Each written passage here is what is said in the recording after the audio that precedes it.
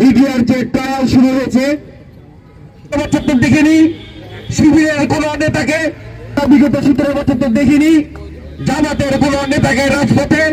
রাজশাহী বিশ্ববিদ্যালয়ের শিক্ষার্থীরা তাদেরকে রাজশাহী বিশ্ববিদ্যালয় থেকে পিটিয়ে বের করে দিবে। আজকে আমাদেরকে শপথ করতে হবে বাংলাদেশের মানুষের যে প্রত্যাশা, বাংলাদেশের জনগণের যে প্রত্যাশা, সেই প্রত্যাশাকে পূরণ করার জন্য বাংলাদেশ জাতীয়তাবাদী আদর্শের সৈনিক, বিশেষ করে দেশনেত্রী বেগম খালেদা জিয়া এবং আমাদের প্রাণের স্পন্দন বাংলাদেশ জাতীয়তাবাদী ছাত্রদলের সাংগঠনিক অভিভাবক জনাব তারেক রহমানকে যারা নেতা মেনে করে রাজনীতি করে, তাদেরকে আজকে এবং আগামী বাংলাদেশকে গড়ার জন্য, মেধাভিত্তিক এবং মানবিক বাংলাদেশ গড়ার জন্য সকলকে ঐক্যবদ্ধ থাকতে হবে।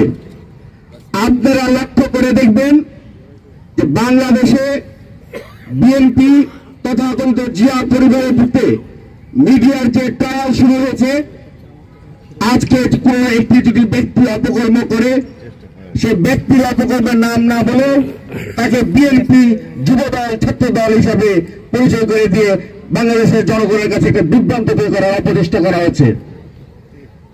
তারই ধারাবাহিকতায় দেশ বিরোধী 1971 সালে সে আমাদের শত্রু পাকিস্তান বাহিনী এবং আমাদের পার্শ্ববর্তী দেশ ভারতের ষড়যন্ত্রে পা দিয়ে বাংলাদেশের কিছু রাজনৈতিক দল, কিছু ইসলামিক রাজনৈতিক দল সুযোগ পেলেই বিএনপি ছাত্র দলের নামে অপপ্রচার শুরু করে দেয়।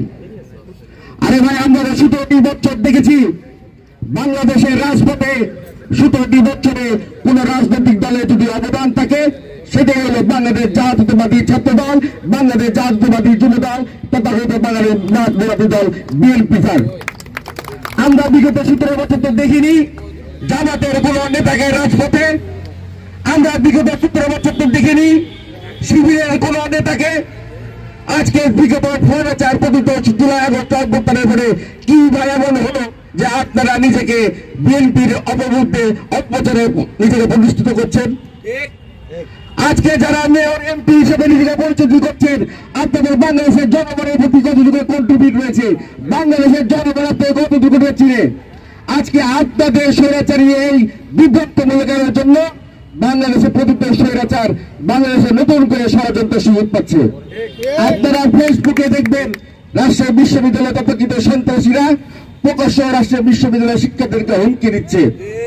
আমি রাজশাহী বিশ্ববিদ্যালয় ছাত্র দলের আহ্বায়ক দায়িত্ব পালন করে আপনাদের ওয়াদা করে বলছি যে রাজশাহী বিশ্ববিদ্যালয়ে এই পবিত্র শাসন 53 একরের মাটিতে এই নিষিদ্ধ ছাত্রলীগ যদি কোনো রাজনৈতিক সংগঠন যদি করে, তারা যদি মিছিল মিটিং করে, এবং আমার আত্মবিশ্বাস রাজশাহী বিশ্ববিদ্যালয়ের শিক্ষার্থীরা তাদেরকে রাজশাহী বিশ্ববিদ্যালয় থেকে পিটিয়ে বের করে দিবে।